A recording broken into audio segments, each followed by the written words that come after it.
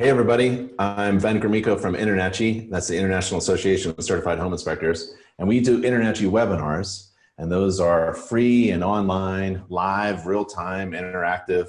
Sometimes I do a boring webinar, and sometimes we have an exciting webinar where I invite a presenter. And today we have a special guest, my buddy Jim Krumm. Jim Krumm has been in the home inspection industry for many, many years. He's a certified professional inspector. He's a certified master inspector, and he has his own home inspection business, very successful multi-inspector group in Colorado. And he also does coaching.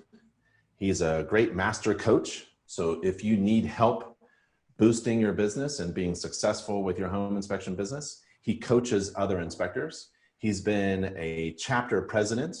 There's a local Denver chapter, a very successful big chapter president.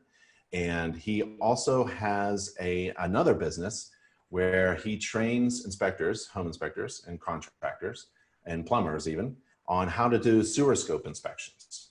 And sewer scope inspections is an amazing ancillary service. It's also a standalone service, but for a home inspector, if you want to increase your gross revenue and add that profit margin while you're performing a home inspection, it doesn't take an extra 3 or 4 hours. It only adds on a bit more to your current scheduled home inspection in order to make a ton of cash. And that's why we're all in business. And how do you learn how to do sewer scope inspections, from marketing to finding the right tools and cameras and being safe and clean? You got to find a master coach. You have to find an instructor, someone who's been through the school of hard knocks, so you do not have to learn on your own and make your own mistakes. Learn from the best. And we have one of the best, and that's Jim. Jim Krumm, are you there? Yes, I am. Hey, Jim, I want to thank you very much for helping us learn a little bit more about sewer scope inspections. And anytime you're ready to go with your presentation, you can share your screen. And Jim's going to talk. How long are we going to talk about sewer scope inspections today? We're here about an hour. Okay, that sounds good for me. You can go longer if you want. We always have time for questions. And speaking of that, if you're attending the live webinar, or if you're on Facebook, we're going to do a little Facebook Live here. Try to chat your questions. There's a little chat area. You can chat your questions. And you can also confirm that everything's working. You can see me and Jim and listen and hear us. That'd be great, just to make sure the technology is working. Sometimes, you know, technology is great when it all works. And if it freezes up on you or something like that, you can just refresh your screen or find that initial URL and click it again and join the Zoom meeting. And if you're watching this webinar on YouTube, today is Monday, May 4th, and we're doing a live interactive InterNACHI webinar with Jim Krumm. So Jim, what are we going to talk about today? Well, I hope everybody can see me. Yep, that's what they're saying. Thank you very much for coming today. Training's kind of changed a little bit in the last couple of months with the COVID. You know, so we're going to start doing some of these webinars. You know, I look forward to the day we get to teach online or in person again. However, we do have online training available. I was telling Ben, last week we had our biggest sign-up day for the online sewer scope certification course. We had 34 students sign up in one day. So if it's something you're thinking about, guess what? Your competitors are doing it. So the sooner you start doing sewer scopes, the sooner you make more money. Like we say, sewer scope certified, make more money now. Literally, you can get your training, buy a camera, and make more money tomorrow. So let's get started.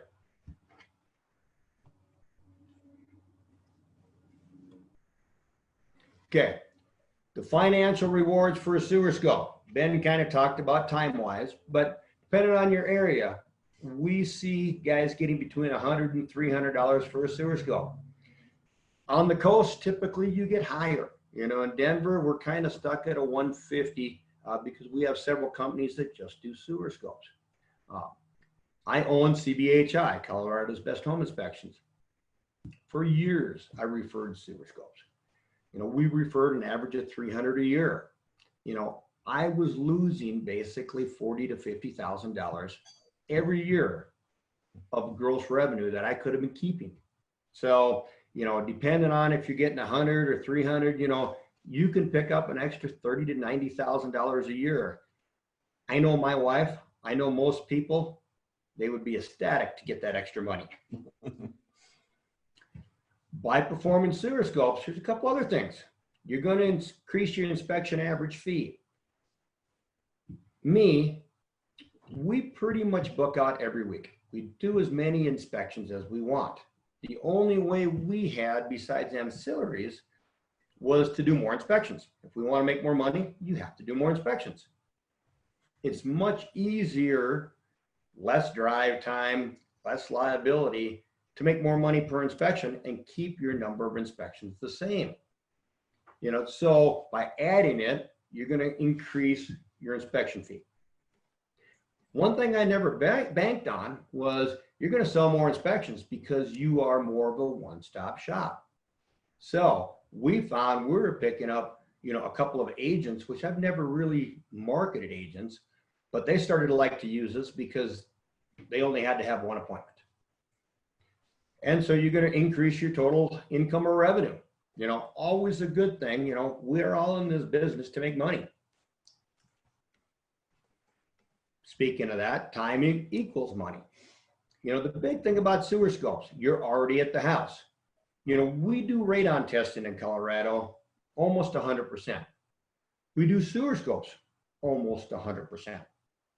I charge the same for a sewer scope as I do for a radon test. Our average, now that we've done a lot of them, our average sewer scope is about 15 minutes. To begin with, it was about 30. You know, once in a while, you'll have a tough one that putting on climbing gear, getting on the roof, things like that takes a little longer. But our average is down to 15 minutes. We get $150. My radon tests, my average pickup time is 2 hours. So when I do radon, I'm making $75 an hour. When I do a sewer scope, I'm making $600 an hour. I know which one I really like to do. So getting rid of that extra drive time, it's one of the most lucrative ancillary services you can find. Ben mentioned we have inspector mentoring and training. We started the mentoring program in 2016. I go to a lot of conventions. I do a lot of public speaking, and I just was inundated with people asking us to help them. So our focus is more on the little guy. I don't want to teach somebody who has 20 or 30 inspectors. We have Mike Crow. We have several other big companies that help them. I'm more on the guy that's started a company and he's struggling. He's not making money. You know, first thing I'm going to tell you to start doing sewer scopes. But, you know, that's where our focus is more the little guy, the 1 or 2 man operations. Currently, we've trained hundreds of inspectors how to properly and correctly perform a sewer scope. By doing it correctly, it becomes profitable. Ben kind of introduced me. I'm James Krumm, known as Jim. I've owned Colorado's Best Home Inspections since 2005. We're a multi-inspector firm. We started IM in 2016. I've been a certified master inspector and instructor since 2006 and 7. Past president, vice president, secretary of the Colorado chapter of InterNACHI. Really believe in giving back. You know, InterNACHI gave me my start. Right off the bat, I started going to chapter meetings, and most of my quality education came from InterNACHI.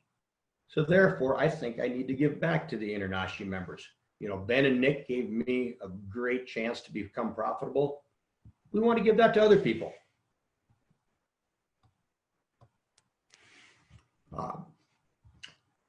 I'm a residential instructor at InterNACHI up at the House of Horrors in Boulder. I also go to Florida once in a while. I'm a commercial property instructor.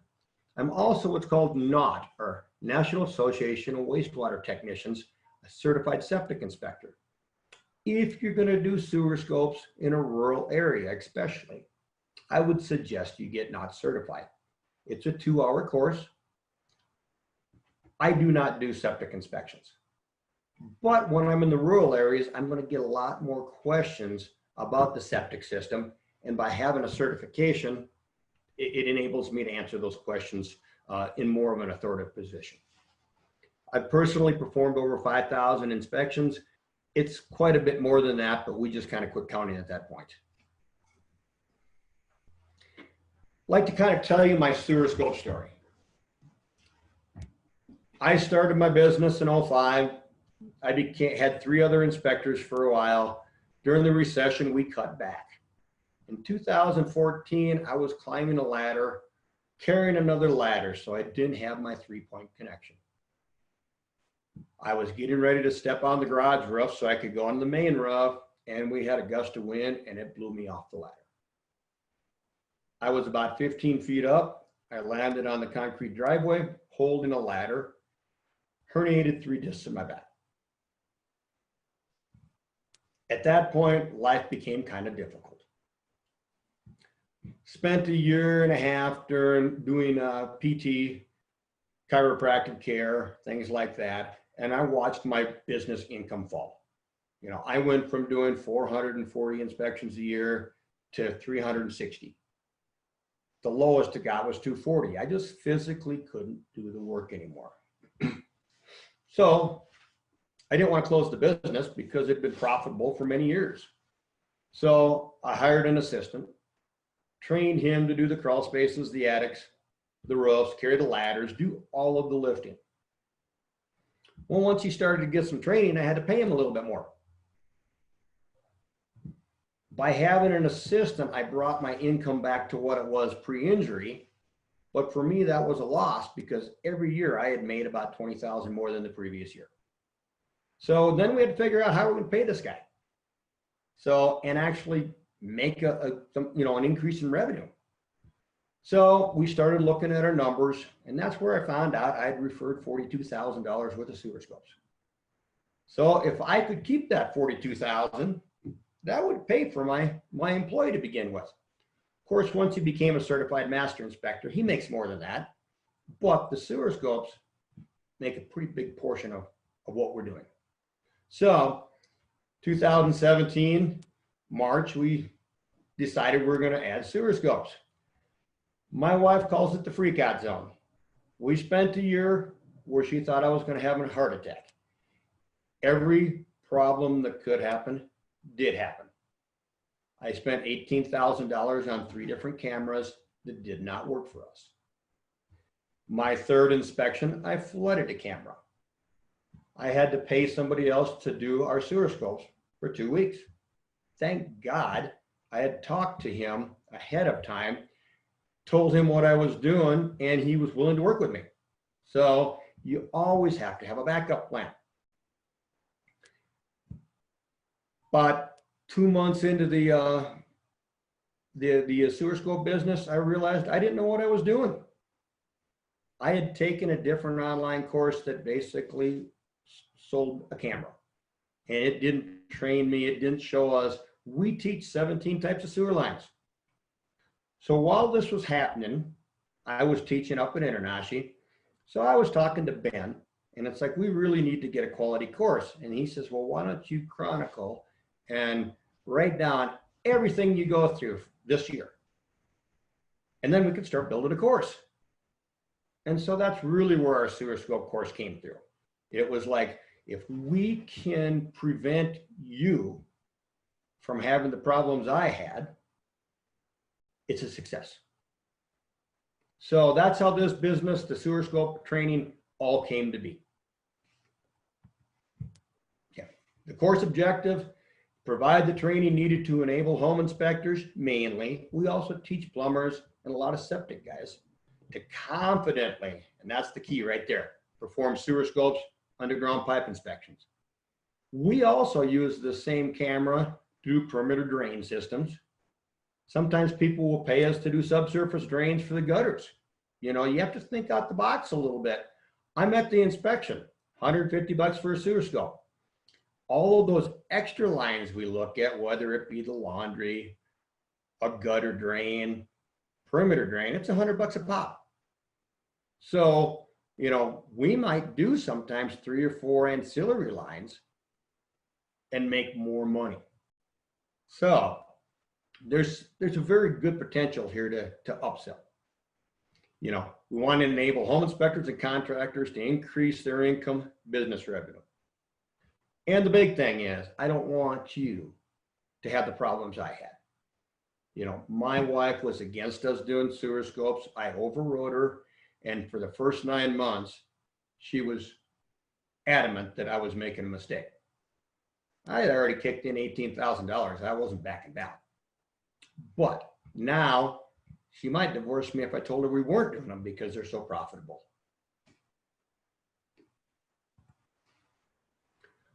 Our sewer course will allow you to make more money with each inspection.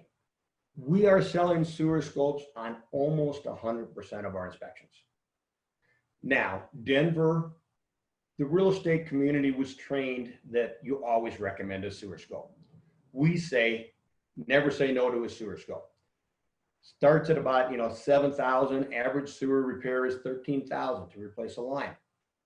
For $150, that is a huge return on their investment.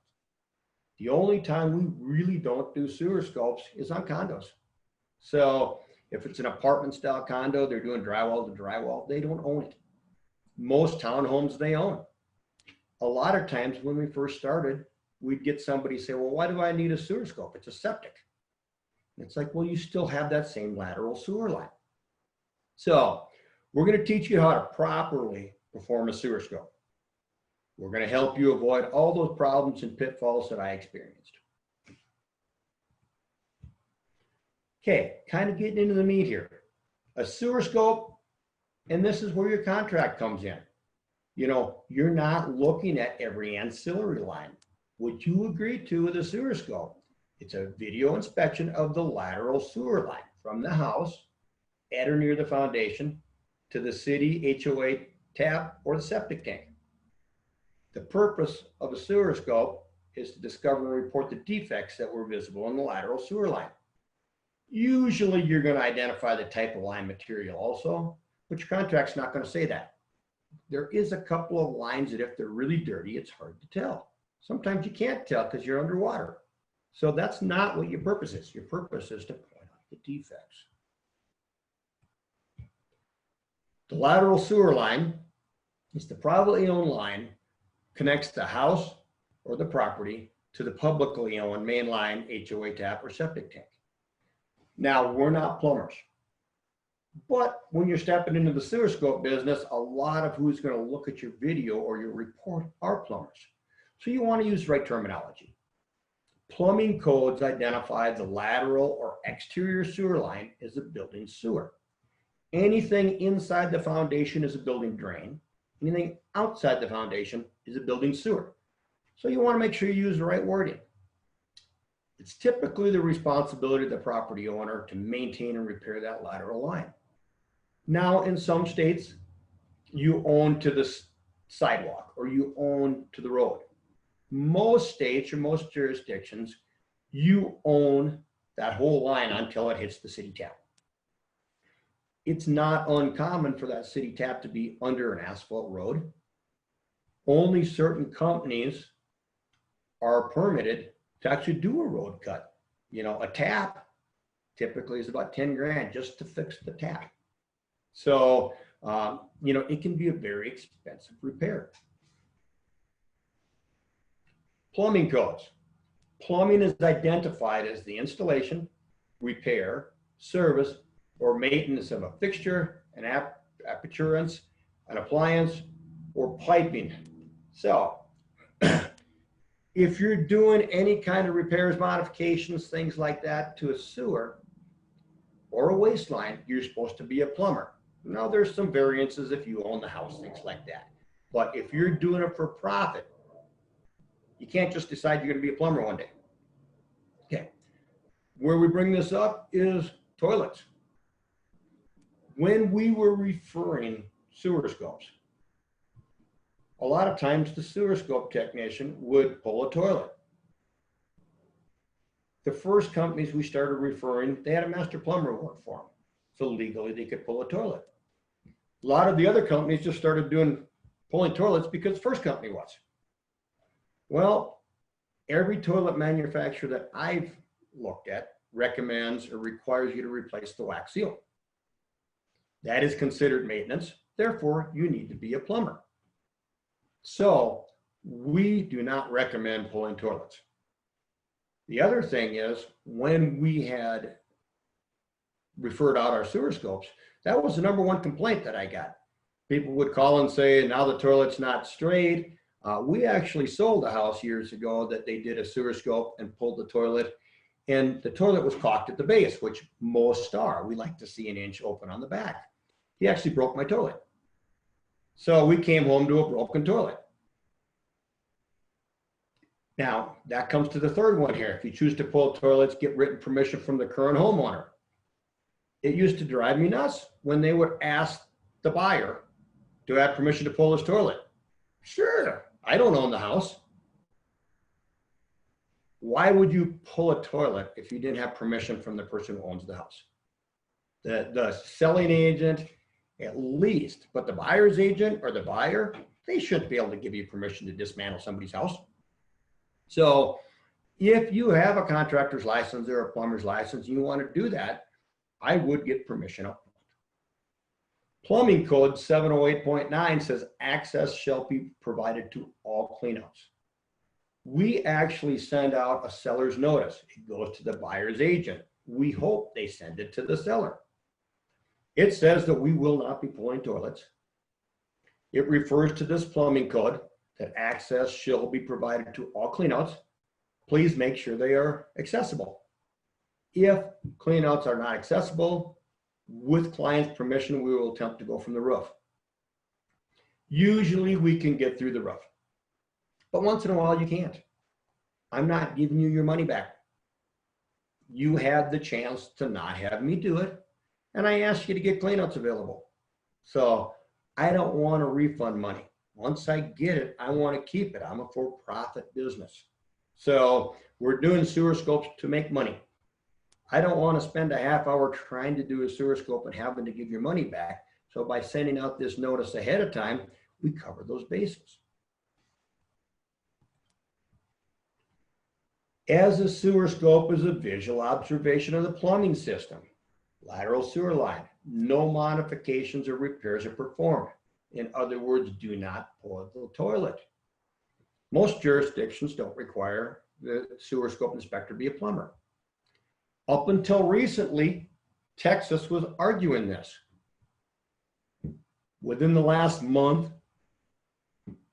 their inspector general overruled the plumbing board, and now home inspectors in Texas can do sewer scopes. That was the last big hurdle state we had. Florida backed down a couple years ago.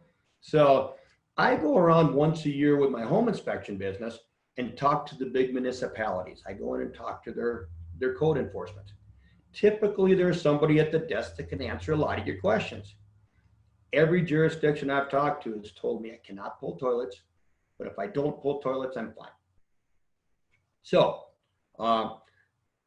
check with your people, but you're going to find they don't want you pulling the toilet. That said, you need a camera, Mike, that will go through a 1.5 inch line. It'll go through a 2-inch cleanout or 2-inch line. It'll go through a 3 and a 4-inch line. So we want to make sure that you buy the right camera. We're going to talk about cameras a little bit later, but you know, that's what sets us apart. As a home inspector, since we can't pull toilets, we need to have options. Otherwise, you know, if I needed a 3-inch cleanout, I would probably have to give money back about half the time.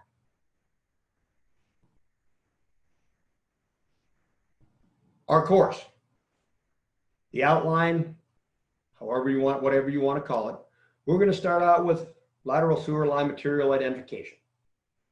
We cover 17 types of lines. We start out with an SDR 35, green pipe.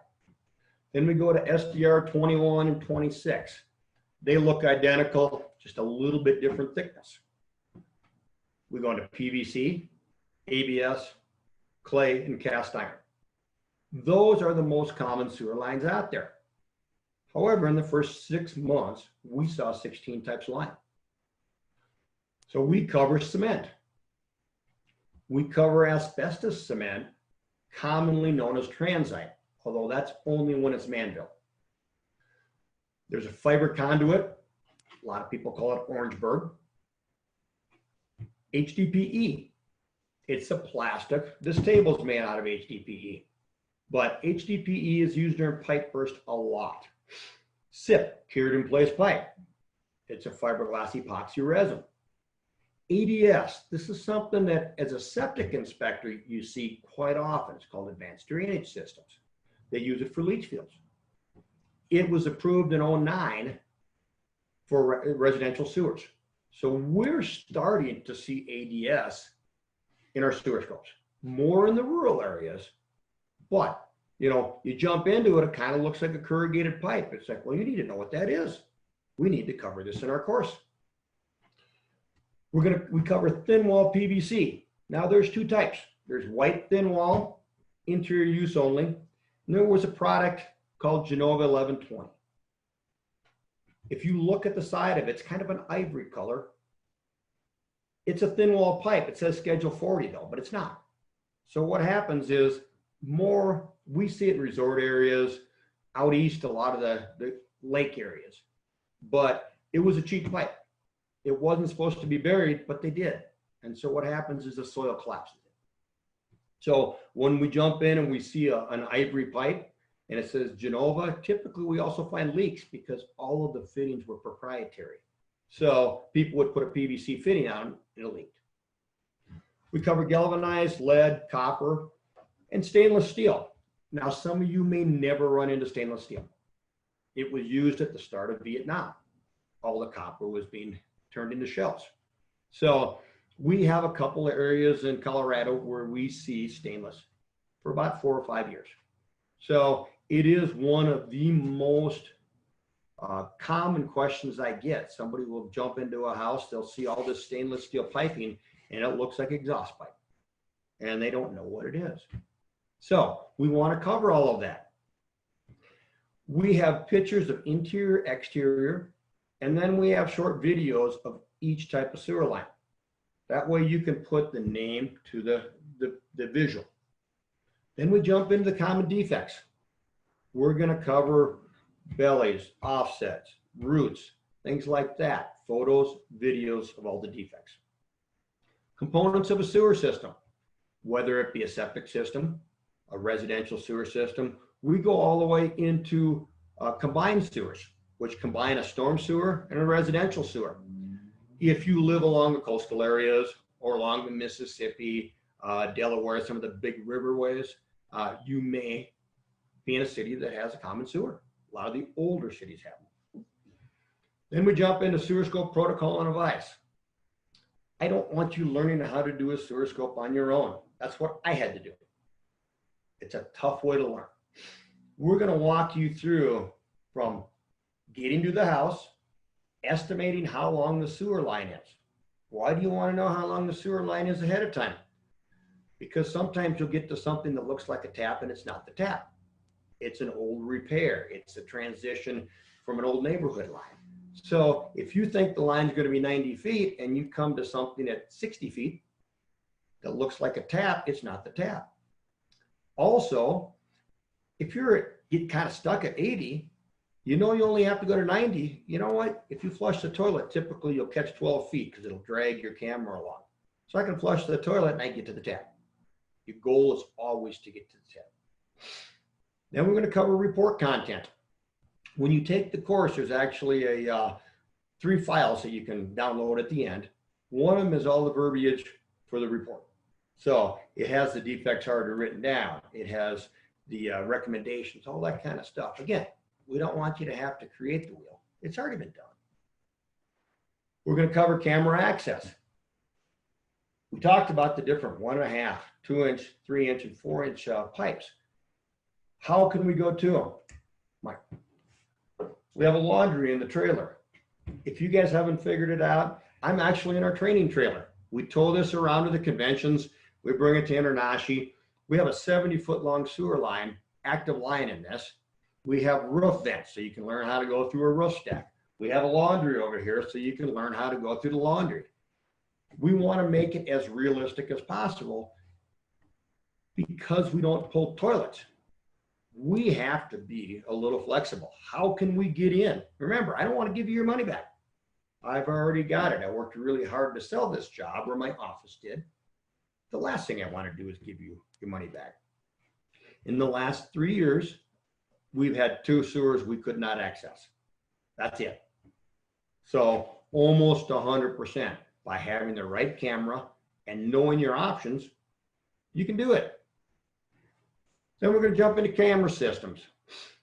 Most of the cameras that are sold in the US were designed for plumbers. Remember, a plumber can pull a toilet. So they have a lot of 2-inch cameras. 2-inch camera is great, except for I can't go through a 2-inch line. I can't go through a 1.5-inch line. For me, a 2-inch camera is going to leave me short about half the time. So I'm not going to make the money I want to make.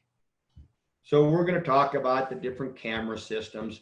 We're going to do a little brief part of that a little bit later today. Then we go into the class goes into 18 narrated actual sewer line videos. So you can see what clay looks like, what transite looks like, what concrete looks like. And remember, we went back to defects. Part of the identification, each line has their own unique set of defects.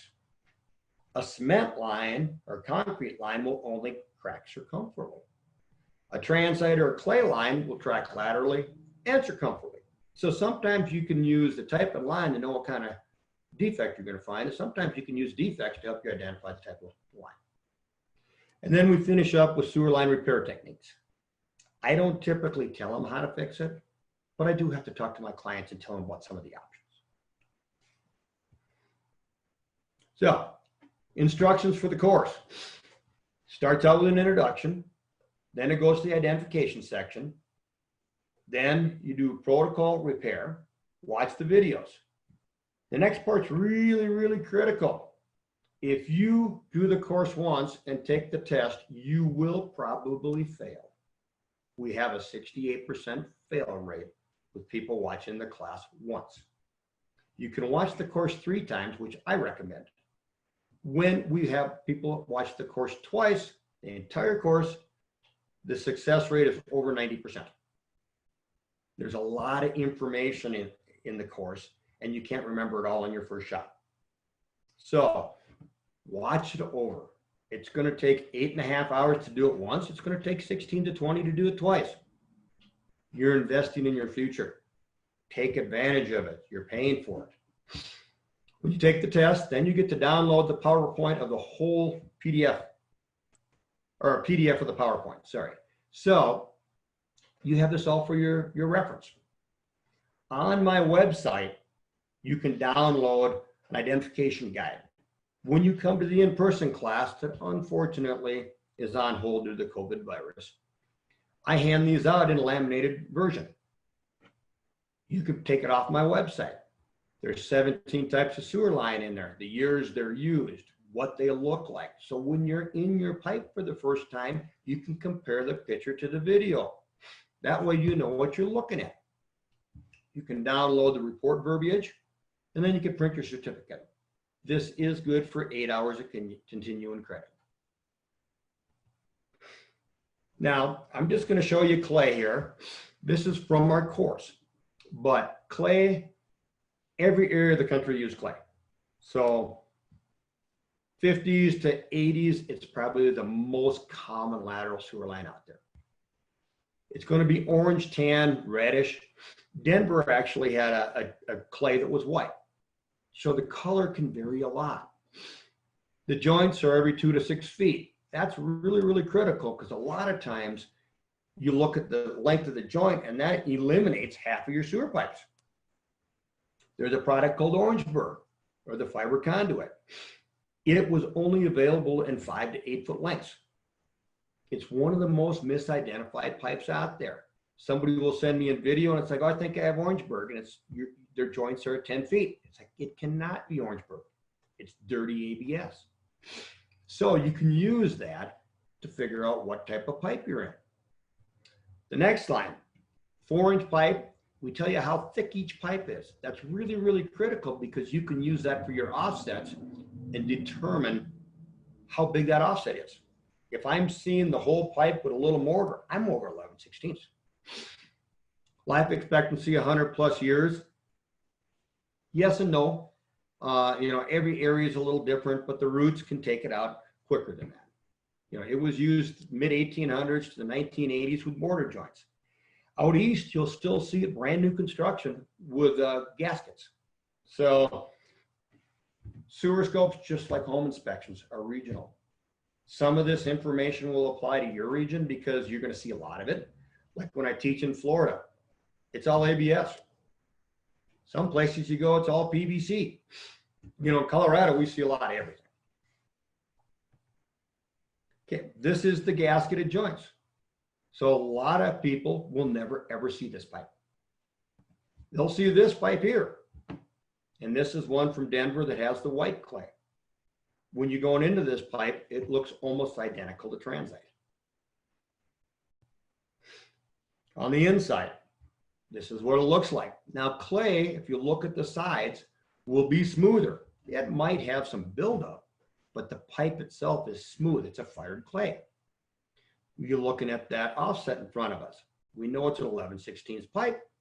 I'm not seeing, now we have a little water, but I'm not seeing the bottom of that pipe. So that offset's probably close to a 1/2 inch. Common defects to clay, offsets, root infiltration. Now let's just go back to offsets a second. When you look at this pipe, you can see that bell. The other pipe slips into that bell. So there is no way to have an offset without having a cracked pipe, unless it's a separation. If the pipe is pulled apart, then you could offset. But normally what we see is soil pressures cause it to move. Well, that bell gets broken. You can't always see that crack. You know it's there though. So that's the problem with offsets. It has broken a pipe. Root infiltration. There's a misunderstanding out there about roots. Roots do not cause the problem. Trees are opportunists. There has to be a leak. If we don't have a leaking pipe, you will not have roots. So people say, well, just clean the roots. That's maintenance. No, your sewer line is not allowed to leak. So when we see roots, my recommendation is the line should be repaired or replaced. Half the time they're going to keep cleaning it. But remember, sooner or later, those roots are going to win and it's going to need a new line. I want my clients to hear that from me first, so they don't call me in 2 years and ask me how I'm going to pay for a sewer line. Clay will crack laterally or lengthwise and circumferentially. Like I say, a lot of times we're going to have a circumferential crack at that bell. You just won't always see it. It can break. It can get crushed. If you drop it, it's going to break. It's very brittle. The mortar joints have a tendency to leak. Remember, the leak is what brings the roots in, not the other way around. This house you're going to look at here, it's a 1950 build date. No counter. Okay, I'm going to recommend that you buy a camera with a counter. But my first camera, the counter broke regularly. So what happens? Can't tell how far the cable is. I mark all of my cameras at 25 feet, at 50 feet, at 75 feet. You'd be amazed that electrical tape will last for 400 or 500 inspections. So we just bought different color of electrical tape. And we use one color at 25, one at 50, one at 75. If you push and you hit 75, you can count your pushes and you can know how far you are. So even if you don't have a counter that's working, you can still be really, really close to where it was. Roots and offsets in this. The line looks to be cleaned recently. Now, that's something you're going to put in your report a lot. And the reason is we're home inspectors. I don't do sewer scope standalone. I don't want somebody to call and say, my sewer's backed up. Can you tell me why? That's a dirty, nasty job. What happens for us is, hey, I'm selling my house, my sewer backed up, my toilet won't flush. I'm going to call a plumber to get this line cleaned, and then we're going to do the sewer scope the next week. So a lot of times we're going to see where a line looks like it's just been cleaned. Well, your report should say the line looks to have been cleaned recently. Inquire with sellers to frequency. Because if they're cleaning that line every 6 months, it needs a line today. If they're cleaning that line every couple of years, you could probably buy some time. Multiple cracks were visible. There's a crack at the city main. Remember I said we always want to get to that city main. This crack is actually in the city main's line. However, the city said that their line moved and caused the crack in the city line. So the homeowner was required to repair the city's main. It was 16 feet down under a road, so it was an expensive line. So whenever you see a problem at the city main, you always call out for a city tap inspection. And that's when the city will go look at it. And the property can't be sold if they're red tag it. It has to be fixed before a real estate transaction. So here, you can see we're on the roof. We go from the roof a lot. It's a nice, clean way to go. And in Colorado, our weather's pretty nice. So it's just going to be a short video. So we're going to drop through the stack. Now, it's a good idea to pour some water down. There's a bird's nest. So when you're pushing down, a lot of time your camera is going to get dirty. So it's all fuzzy and foggy. You're running water when you're pushing. So as you come down, you're going to hit water. Your camera is going to clean out. And when you retrieve your camera, it comes back much cleaner because everything falls off. So here we're running into our water. So we're in a cast iron going down. You can see how clean it is right there. We were going down a stack that had some rust. As we turn the corner, now this tells me they weren't cleaning it from the roof. They were cleaning it from this. It's about 15 inches in, tells me they were cleaning it from the toilet. So somebody's been removing the toilet to clean this line. So you want to make sure you put in your report it was cleaned. Now, a lot of times when they clean, they use a 2-inch cleaner. So it still leaves a lot. It's like coming in here. We're leaving the building drain and going into the building sewer. You can see they ran a little cleaner, cut a hole in it, so now the sewer's flowing, but they didn't get all the roots. We always recommend hydrojetting. With the hydrojet, they have a camera built in so they can actually sit there and see that they got all the roots. So I'm not a fan of blade cleaning. A lot of times it leaves a lot, or with plastic, it destroys the line. So you can see here again, you poked a little hole through it. It's working now. That offset right there, a lot of times, depending on your camera, any offset a 1/2 inch will stop a lot of cameras. We're gonna kind of point out some skids and some differences here that allow us to get through. But understand, if you have a 2-inch camera with a stiff spring, you're done right there. Now you can see the roots. We're running water. We run the water as low as we can to get out. What happens is a lot of times, if you're running just a little water, it'll disappear. You've just proven those joints are leaking. So that's what you're trying to do. Is we're giving them a real, scenario of what's wrong with their line. It's leaking water. Of course, you're going to get roots. That joint looks pretty good right there. Little buildup on the top. See right here, they poked a tiny little hole through this one. It's flowing today. Now, when you go through roots like that, understand your cable's going to start getting a lot of friction. So it's going to become harder and harder to push. So as you get out 80, 100, 120 feet, and you've been going through a lot of roots or through a lot of cast iron, you need a camera with a thicker cable. We're going to talk about that. But sometimes when you get out this far, there's a crack right there. You're going to have to flush the toilet or turn up more water to help drag your camera along. That water lubricates, gets rid of some friction, but if you flush the toilet, it'll also pull your camera so you can ride the wave out.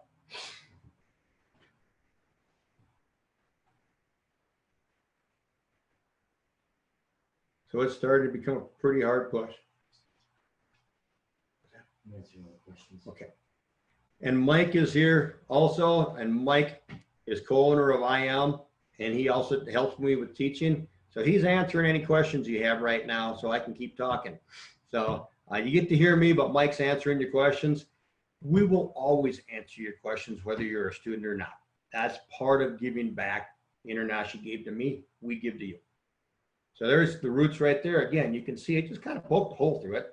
That one's going to make it hard to push. Your camera is going to drag on that. The other thing about roots is they collect grease. So a lot of times when you're pushing through roots, your video quality gets poorer and poorer. Now you can see we're kind of pushing hard. Normally we push 9 inches. We'll discuss later why that is, and there's reasons for it. But if you're riding the wave, I know this line is 120 feet. I'm at 100 feet. I need to flush my toilet once or twice. That's part of that estimating how long your line is. So if I can get and ride a wave out there, I might get out in 1 flush. It might take me 2, but my goal is to get to the tap. But when you get to the tap, you're going to turn the water off. We turn the water off and flush the toilet. That helped clean the camera. Now, if you have grease on your camera, what I've found the best thing to clean it with is drop it into the city main. That caustic sewage, hydrochloric acid, it helps clean that grease off. Kind of sounds hard to believe, but it does. Now this tap right here, you can see there's a crack in that city line. The seller was required to fix that crack. Now we're going to talk about camera skids. This is a ball style skid. This here is a torpedo style skid. This one here will get stuck much more often. The torpedo style skid, it's a smooth. I will go into a city tap with a torpedo skid. With this, I will not, because there's a ledge there. If I get stuck pushing in, that's one thing. If I get stuck coming out, my camera's gone. So you always want this style skid. Defects we're going to look for: belly, sags, low spots. Typically a belly will hold water. We break down holding water and debris, or just holding water. There is what's called a 1-inch rule. Plumbing, the typical repair is if it's holding 1 inch of water. Now, if it's holding 1 inch of water at 10 feet, it better get repaired, because what's going to happen, the grease, toilet paper, everything's going to stick. If it's holding 1 inch of water out at 80 or 90 feet, well, you're going to have velocity that's going to help clean that line. I'm still going to recommend it get repaired, but I'm going to tell my clients, you know, if you're careful, you could probably get away with this one. But if I have a basement bathroom and it's right outside the house, that 1 inch is going to cause a problem. Compressed or crushed lines. If this is cast iron and you get a crushed line, when you come to it, you have done your job. You have pointed out a major defect. Do not try to force through a crushed cast iron line. You will lose your camera head. I don't worry about going through offsets, things, roots, any of that stuff with a torpedo skid. But a broken, jagged cast iron line will bite you. Root intrusion. We're going to see a lot of that. Remember, the roots are there because of a leak. Joints, offsets, broken joints. Anytime there's an offset, the joint's broken. If it's in clay, cast iron, cement. You can have an offset with plastic if they use a rubber fern coat, and the fern coat is still stable, it's still holding. I still put that offset in the report, because if somebody goes in with plastic line with a metal blade cleaner, they're going to peel it like an orange. They're going to destroy that line. Heaved lines. A lot of times we'll have on a plastic line where a root will lift it. And so you'll actually feel you're going uphill. Some cameras give you an angle, but as you're pushing, it's amazing what you can feel. Corrosion, rust, scale, blockage, grease. Grease is nasty. That's the only time you really have to clean your line, is if you go through a greasy line, your camera's going to come out nasty. And then you're going to have to rinse it off. Everything else, if you do it right, it's a pretty clean job. There's no way to make grease clean. And then construction debris. You're doing a flip or even a new construction. We had a new construction the other day that the line was 100% plugged. We were pushing debris as we went through. The workers flushed their lunch bags. I mean, they just flushed all this sort of garbage down there. With flips, we've seen where they poured or they cleaned the grout when they did tile. And basically the line's full of concrete. A hydrojetter can clean that. As long as you can get to it, they can clean it. It might take a long time, but it's doable. Sometimes you'll see where the kids drop rocks down it. And depending on the side of the rocks, they may be able to jet it out, or they may have to dig it up. So you never know until you do it what you're going to find. This line here, it's that fiber conduit Orangeburg pipe. We're just going to come back. I just wanted to show you a little something. It looks a lot like ABS. Where you can tell is a curve, a joint. It looks a little bit different there. I call them kind of like figure eights. If you look at, and when you come to the in-person class, we actually pass around Orangeburg, things like that, so you can see what it is. But the 90s and the 45s, they have unique look, and that's what it looks like. So if you see that, it's not ABS. If somebody's been cleaning the plastic, you can see scroll marks on it, but they don't look the same. Once you see it, you'll know what it is.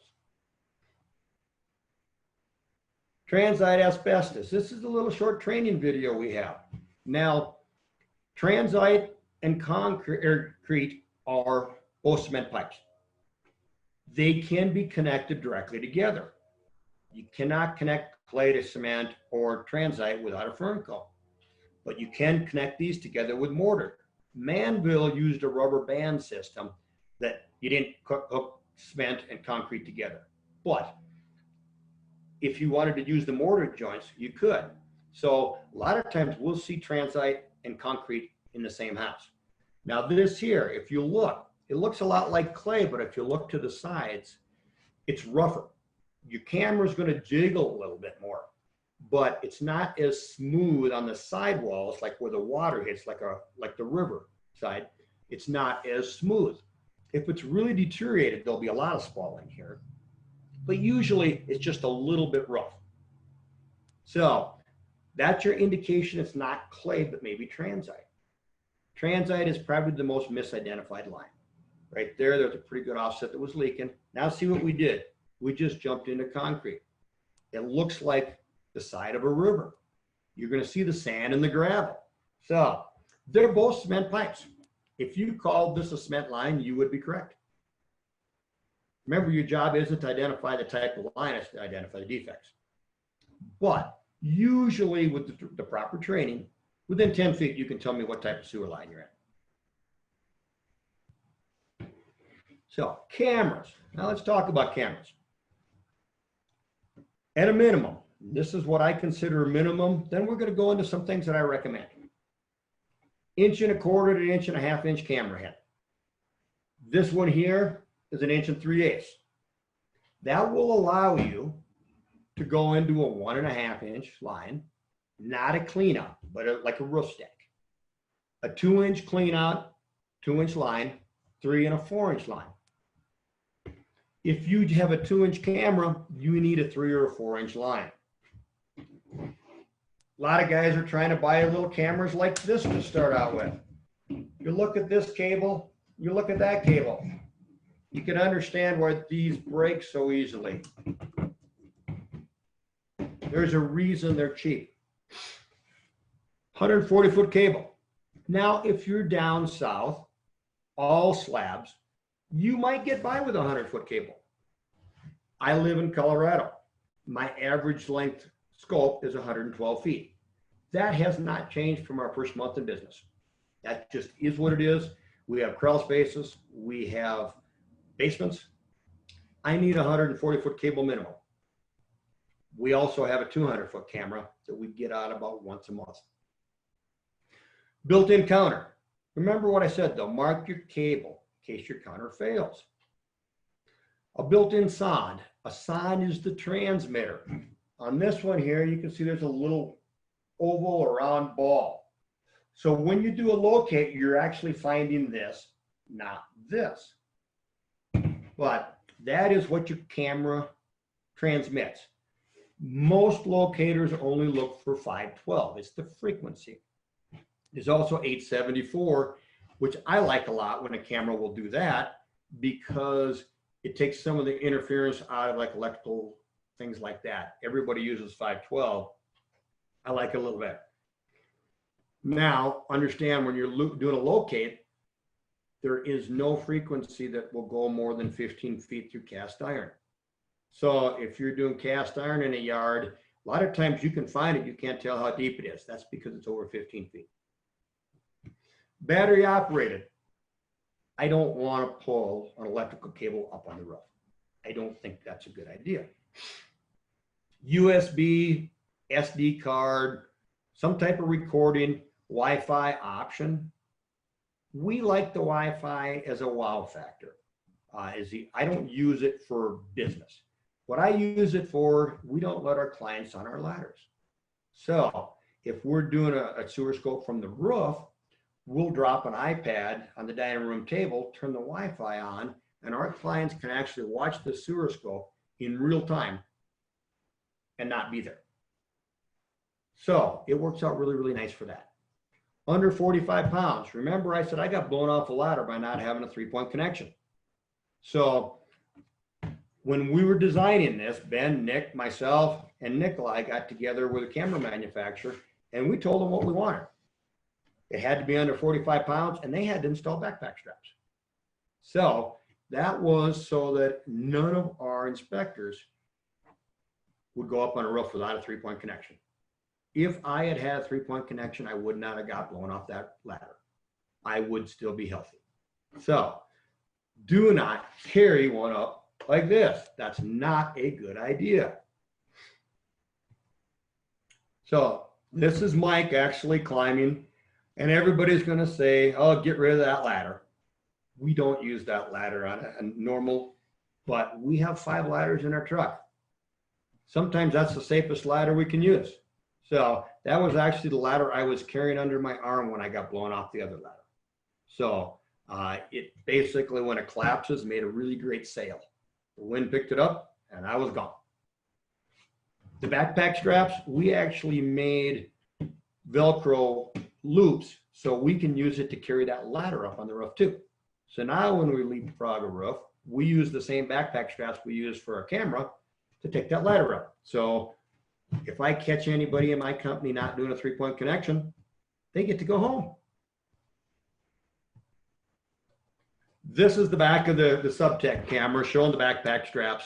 There's actually 2 clip-on bars that go across that actually give you like the backpack so it's more comfortable. So I actually had applied for the user's patent on the backpack straps. To the best of my knowledge, and now they were at the Indianapolis show in February, so other companies may have started copying. This is the only company that has backpack straps that I know of. Now, here's what I recommend for a home inspector. A self-leveling color camera head. Remember, we're selling a video. A plumber doesn't care what the video looks like. He's trying to find a problem so he can charge you to fix it. We're selling a video. So I don't want the water upside down. I don't want, how come the water's on top of the video? That looks terrible. I want that camera to turn. The other thing is it makes it really easy. I know I took a left turn. I know I took a right turn. When I go out to do a locate, I'm out 60 feet. I've taken 3 left turns. I know where I am in that yard. My locates take me 2 minutes. If I'm anywhere in the yard because my water's done this, it takes a lot longer. Get a stainless steel camera head. My 3rd inspection, I flooded a camera. I had an aluminum camera head. They do not hold up. 303 stainless is rock hard. When you go through an 1.5 inch or a 2-inch line, you need to take the skid off. So therefore, you have an unprotected camera head. aluminum, you will distort the lens here. You will have a leak. Again, we talked torpedo. If you look, you can see from here up to here, there's nothing to get stuck on. With this style on here, there's a big ball to get stuck on. You go in, you're not coming back. Also, that 1/2 inch offset we talked about, you're going to bang up against it. With this one, you're not. See this spring? This is what really sets this manufacturer apart from other manufacturers. Most of the others will do this. I get a lot of phone calls, guys say, I can't go through the roof. Cast iron, I can't make that first 90. It's not a gradual sweep, it's a 90. With this, the camera will bend. With a stiff one, you will bang like this. Also, on an offset, this one will buck up with a flexible spring. If you have a hard spring, again, you're going to bang up. So you need a spring that will do this. The cable here, they upgraded a year and a half ago to a 10mm spring from a 9mm or a 3/8. The difference in push is remarkable. Most every manufacturer uses a 3/8 or a 9mm cable. Makes pushing distances really hard. The 10mm cable still gives you the benefits of going through the smaller lines, but it also allows you to push distances much better. We routinely push 140 feet. Now this one here, you can see there's a big offset. When we're guessing how big it is, okay, I can see that's a large offset. See where my water is going right now. Now when you push it in, you're pushing with water, but when you're coming back, you come back dry. The water is getting to the top. Well, that's right here. On this camera, that's 1 inch of water. Whoever's camera you use, you need to know how much water is where. That inch is that magic mark. So if you're using a 2-inch camera, it may be half of the screen. But you should always figure that out before you start doing the scopes, because that tells you how big or how much water you're holding. These are all the things we want to teach you in the class so that, you know, when somebody asks you, how much water was that? You can tell them. We're going to talk to you about backflows. The general rule is if you see a backflow, don't go through because you just lost your camera. Now, if it's PVC or ABS, a lot of times you flush the toilet, that lid will come up. So you can flush the toilet, you'll watch it go forward. About backflows, we had a question on what we do if we run into one, can't go further. Okay, I guess we have a question about backflows. Now, typically if you come to a backflow, the general procedure is to stop. There's supposed to be a clean out there, but a lot of times it's been buried. If it's exterior of the property and you can't find another way to go through and it's not a plastic backflow, stop. Do not go through. You're going to get stuck. Recommend cleanouts be installed downstream of the backflow. That's what code says now. So you're just recommending to be brought to current standards. If it's plastic or PVC, this is what it looks like when you're in. What I will do is flush the toilet. Now, it's amazing. When you're at 40, 50 feet, it'll take 2 minutes for that water to get there. So you have time to go in there, flush the toilet, and rush back and look at your camera. If that flap opens up nicely and it's plastic, I'll go through. We teach you in the class how to come back. But remember, that's if it's plastic, ABS or PVC. If you get a cast iron backflow like this, when you go through, it's going to look like this. You're going to see there's this little horizontal line on the top. That is the hinge. You will not come back through that pipe. So this is, again, push 9 inches. Coming up to this from a distance, it kind of looks like a 90. Oh, I better push hard to get around this 90. Guess what? You just lost your camera. So all of the little protocol tips we're going to teach you is so that you don't lose your camera. That's $2,500. Not a good day. Once you hit this, your camera is going to be covered with grease. you're not going to see very good from then on. So the tendency is like, oh, let me just kind of jam through this. Boom, you're stuck. You're just done. So go slow, pay attention. This particular picture right here came from one of my students. It was his third scope. He paid attention. He actually shot me this picture from his phone while he was at the inspection. Jim, is this a backflow? And it's like, yes, it is, Steve. Great job. Don't go through. And so he didn't lose his stuff. He recommended to put a clean out downstream. They did, and then had the line rescoped. Advice, we're going to cover, but run water. Remember I said run water really low. That way you can see if there's leaks.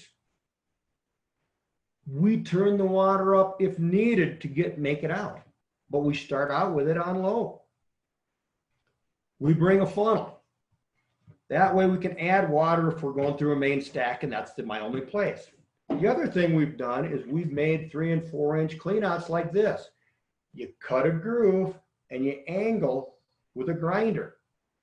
That way we can put this in, and basically we screw it back on by moving our cable up and down.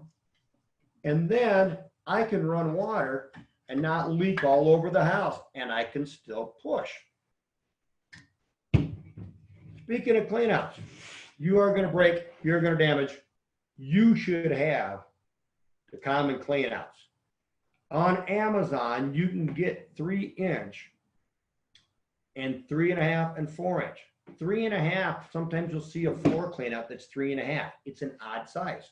How about moving grass too? You will not find them at Lowe's, Home Depot, any place like that. So first time you break a 3.5 inch, guess what? You can't put the thing together.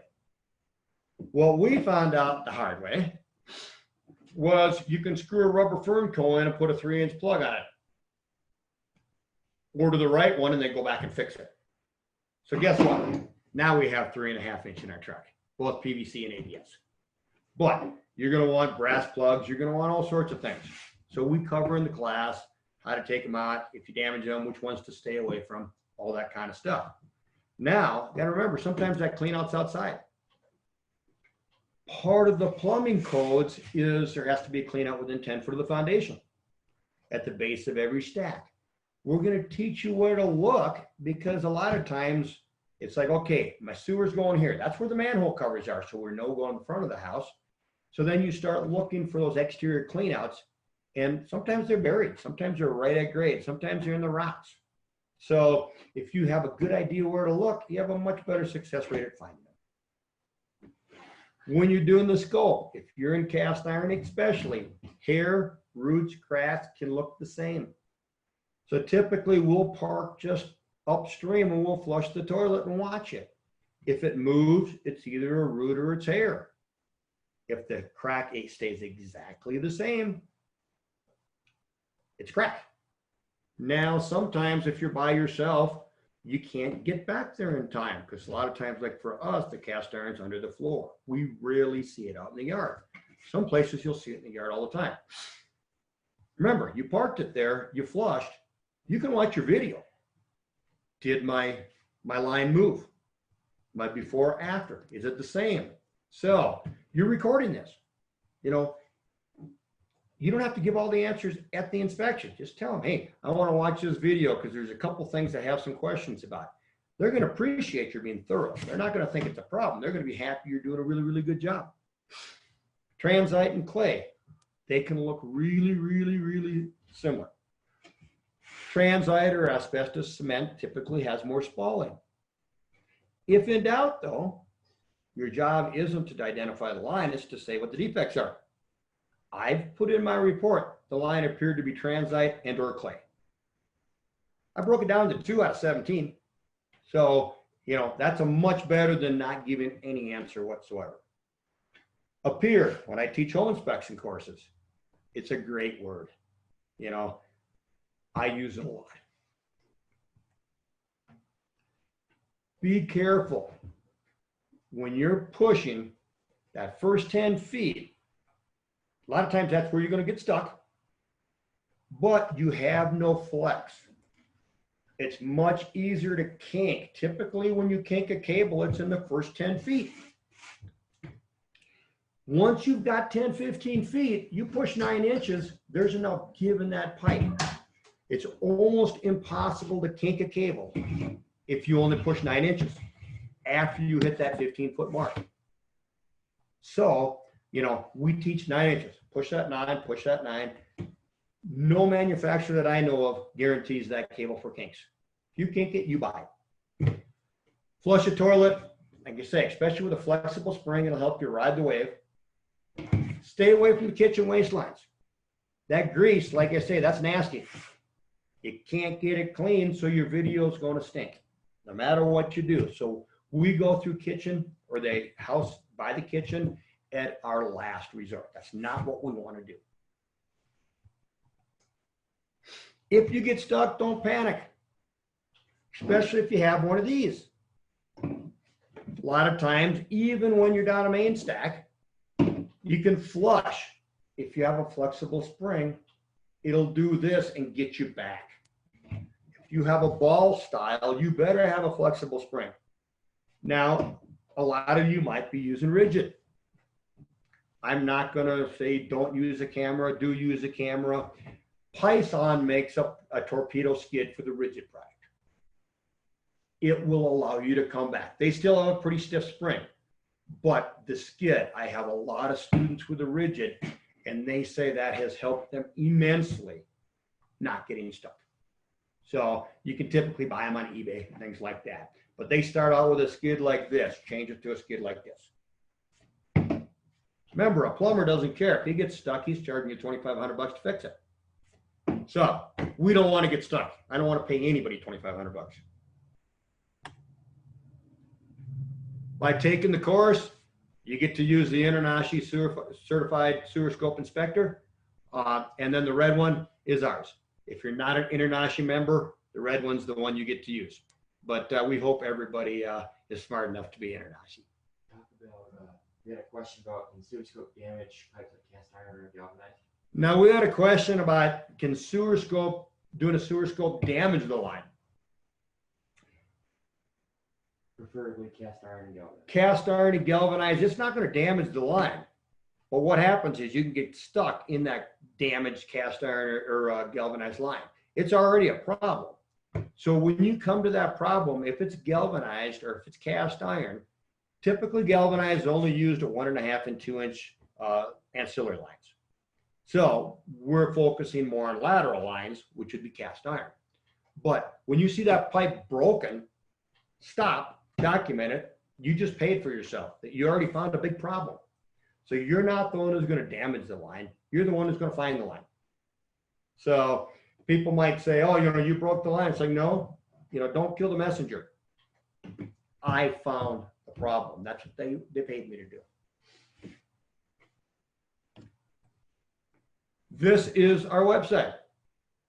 Like I say, you can download the identification guide there. You don't have to take the course to download the identification guide. Understand everything is copyrighted, so you need to leave it alone and have our information on it. But I want you to do a good job. Whether you took my course or not, we're InterNACHI members for the most part, and we want everybody to do a good job. So we're available as a reference. You know, when you've taken my course, I watch a few videos every week. The guys are just kind of wondering what it is. And, you know, that's what we want to do.